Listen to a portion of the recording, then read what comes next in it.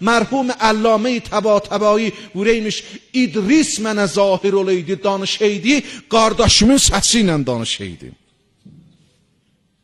Həmin Əllamə ki, bu Şadabadda zindəci eləyibdi.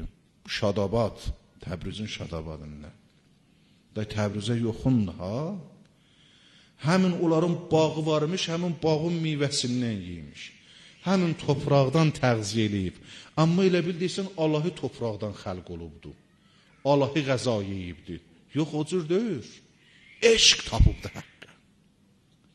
تو مپندار که مجنون سر خود مجنون گشت، از سمک تا به سوهایش کششی لیلی بود.